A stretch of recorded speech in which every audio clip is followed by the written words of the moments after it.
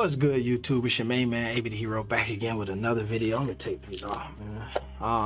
And damn, we gotta talk about the NBA All-Star reserves. The list just came out, and it was not what we expected. Let's get into it. Triple B's! AB the Hero, back at it, baby.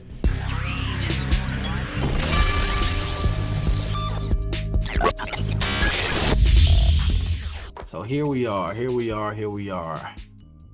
All-Star Reserves show just happened. Not ESPN, TNT, Chug. Y'all here. I'm all combobulated right now. Chug, Kenny. They had Draymond on there, and for some reason, my guy LaMelo Ball's name did not get called. My guy LaMelo Ball's name did not get called tonight. One of the biggest snubs to me in my NBA watching lifetime. All-Star snubs in the second year, 27-7 on a team that's going to make the playoffs. A guy who is pretty much at different points of the season leading the team in scoring points, assists, and rebounds. #1 offense in the NBA. The list of accomplishments just goes on and on and on. I wish I should have had my Twitter pulled up. The last 5-game run that LaMelo has been on has been epic. 38 points last night, almost 10 assists, almost a double-double with 30-point triple-double nights ago.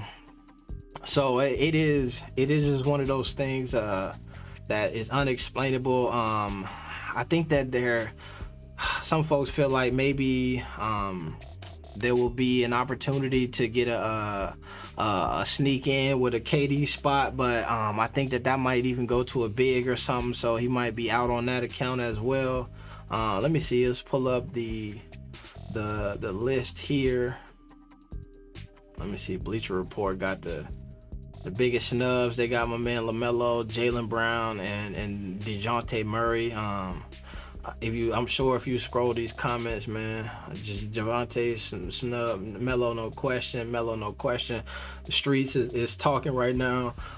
East All-Star Reserves, Jimmy Butler, Zach LaVine, Darius Garland, Chris Middleton, James Harden, Jason Tatum, Fred VanVleet. Here's where it's interesting is you can tell from the breakdown here what kind of happened. All right, so you have pretty much 4 guards who there's 7 players for each conference who can get picked up as reserves. I think they reserve spots for 2 guards, I believe, and then 2 backcourt guys, and then 3 front court guys, and then 2 wild card guys. So we look at this here: Darius Garland in as a guard, James Harden in as a guard, LaVine in as a guard,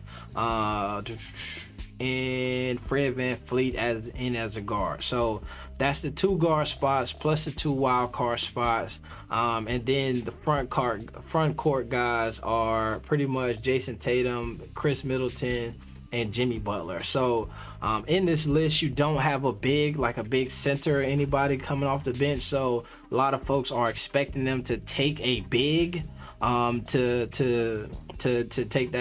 take Durant's spot. You know what I mean? Because he would, maybe be the starter or whatnot. So that's interesting how that's going to play out. I would love for if they're really taking the next best player.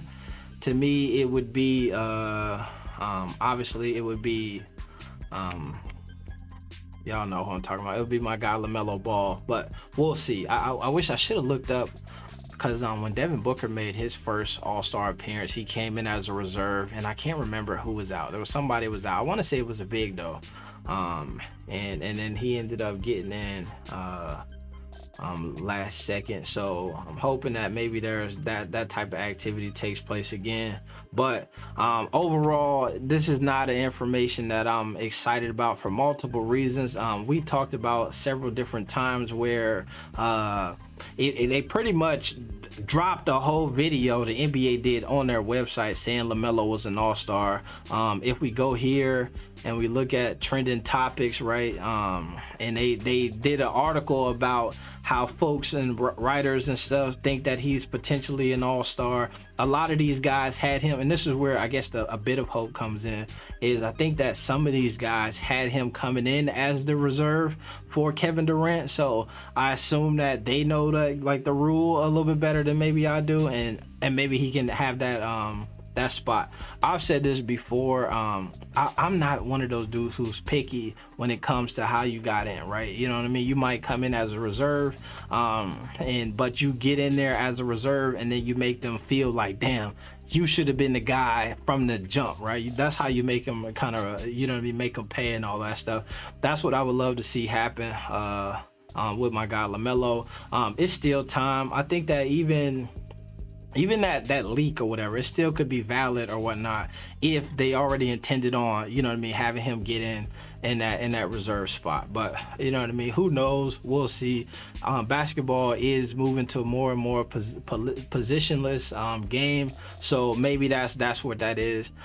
There was also some information that came out earlier that with Malik Monk and a post that he made, and then it was really in regards to maybe a friend that he had in a terrible situation that they were facing as a family. So I want to send some prayers out to Malik Monk and his homeboy and their whole family and all that stuff, because that was heartbreaking for me, just even thinking that it could have been what folks thought it was going to be, and it wasn't. So I can imagine only how they feel actually going through that type of situation. It's super tough. As somebody who when I was really young, my mother, you know what I mean, passed. I know how hard that is. So prayers up for those gentlemen, and indeed.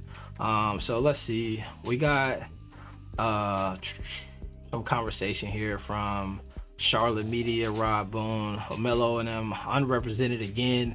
Both Hornets got snubbed. Like, obviously I thought LaMelo should have get in, but damn, y'all didn't even put Miles Bridges in. It's not even like this Hornets team is terrible. It's not like they're not exciting. It's not like they're not one of the best offenses in the NBA. If anybody should have got in, somebody from this squad should have made it.